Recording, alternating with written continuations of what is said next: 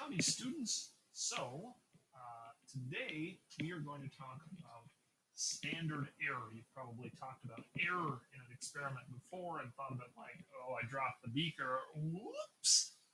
But that's not all error. Error can just be from sampling, and we're going to talk a little bit about that, or just variation in the data. And that's what standard error is really all about, is statistical error that helps you analyze your experimental results.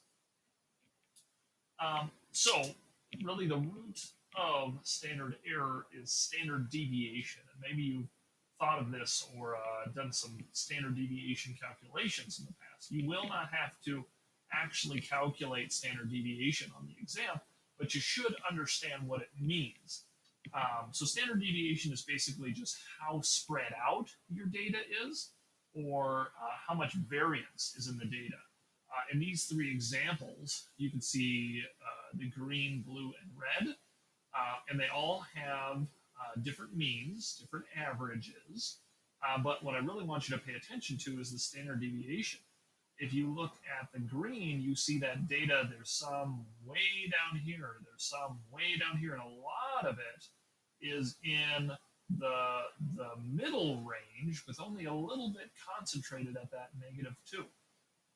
So it's got a big standard deviation. This blue has more samples that are concentrated at 0, and less tails, smaller tails, meaning less out here. So as such, it has less of a standard deviation. And then this one has a lot of its samples concentrated right at 2. There's almost no samples further from it at all. So because of it, it has a really small standard deviation. We can trust, if we got data that was like this, we can trust the mean, we can trust the average more than if we got data like the green one, where yes, there is an average, but you've got a lot of samples that are not at the average. So because of that, this is a larger standard deviation, means we can trust that data less. It has too much variation in it. So standard error is really a measurement of the variance in the means between data sets, as long as they're taken from the same population. Different samples will usually have different means, and the standard error is going to tell us how varied those means will be. And we like this because if two data sets have two standard errors, their means are two standard errors away from each other, then we can say they're different.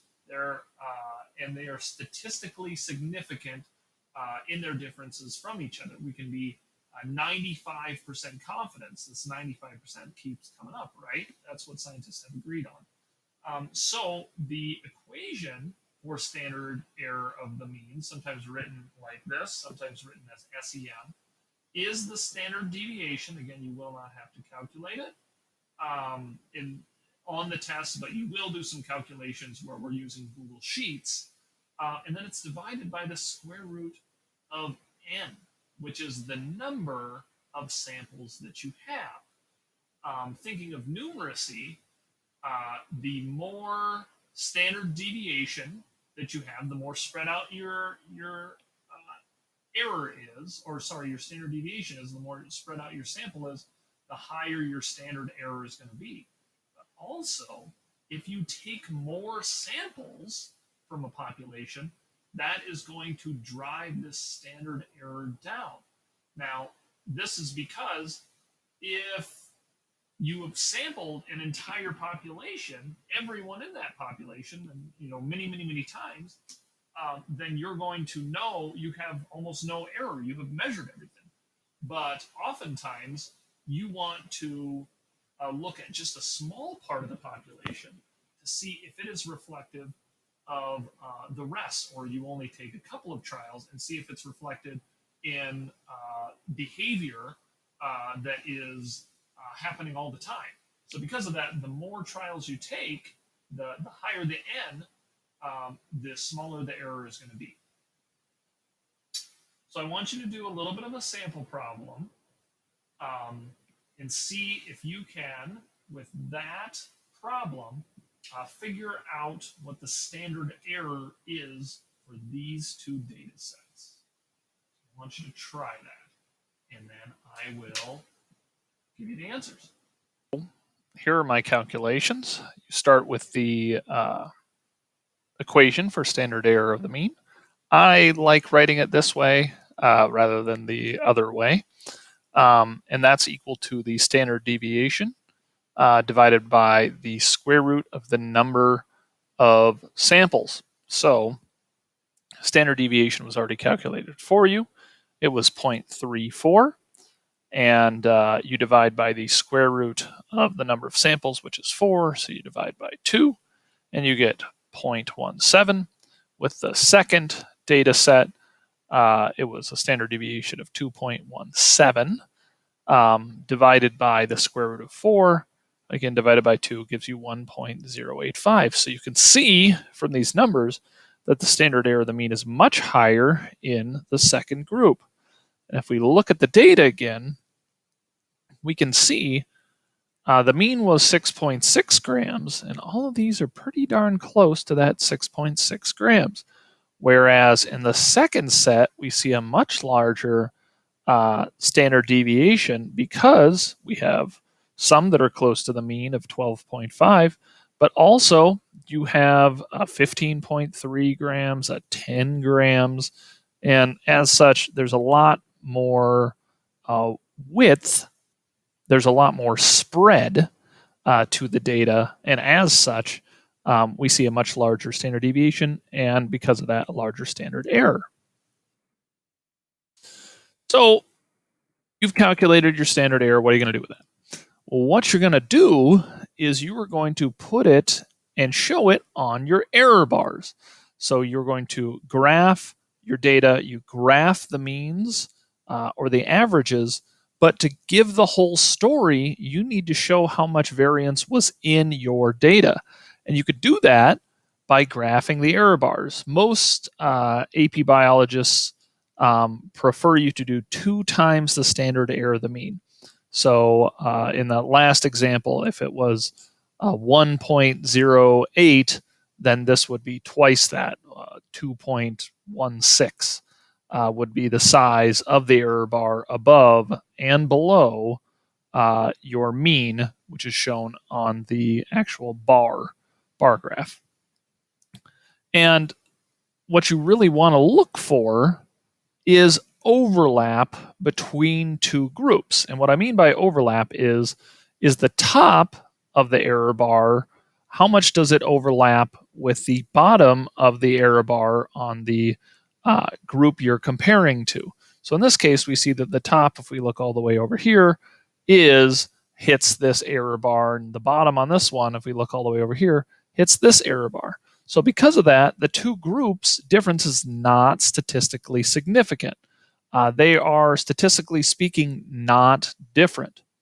It's the same with this group. We see less overlap. You see this one's only this and only this one's this. But there is still overlap, so they are still not statistically significant in their differences. However, if we look down in the bottom graph here, we see that the error bars are not overlapping. The bottom one here, if we compare it over here, does not touch the error bar over here. The top one here, if we move it over here, does not touch the bottom over here. So these two data sets are statistically significant in their differences. There's no overlap here. Something else I'd like to point out is if we look at the bar on the left, we see a small bar. If we look on the bar on the right, we see a larger bar. So because of that, this one has less variance. This one has more variance. And we can trust this data. It's more closely grouped than we can trust this group here. This has a lot of error in it. This has less error in it, and less error due to less variance. So here's another problem that I want you to practice with. And really, I want you to be able to look at any graph, see an error bar, and understand what it means. So you don't really need to know what TNT is. It's a study strategy, I believe. You know what notes are. But I want to ask you the question, using this figure, tell me, is the TNT plus notes more effective than TNT alone? So I'm going to ask that question. I want you to think about it and then answer it. Then I'll talk about it. All right. So before I answer this question, I'm going to ask another question. Is the TNT method more effective than just using notes? Well, to compare these two groups, we're going to look at their means and their error bars. And these error bars are sometimes called confidence intervals. So if we look at TNT here and compare it to notes, that's the question that I'm going to ask, we can see that the error bars do not overlap with each other. So we can say that TNT shows statistically significantly more correct answers than notes alone. So you could say it is more effective. We could look at this one too. TNT and notes, also if you compare these, looking at the error bars, we can see they don't overlap. So TNT and notes are statistically significant in their amount of correct answers compared to the number of just notes alone. But if we compare these two groups, TNT and TNT plus notes, even though TNT shows more, has a higher average and higher mean, these are statistically the same. There is no difference between these two in terms of statistics because the error bars overlap. It's even not that much overlap, but it is some overlap. We see this one comes down below that line or at that line, and this one is above the line, and we compare here. So there is overlap. So they are not, TNT plus notes is not more effective than TNT alone, and TNT alone is also not more effective than TNT plus notes because they are statistically the same. I hope that was helpful. We're going to practice with this, and we're going to get great at it.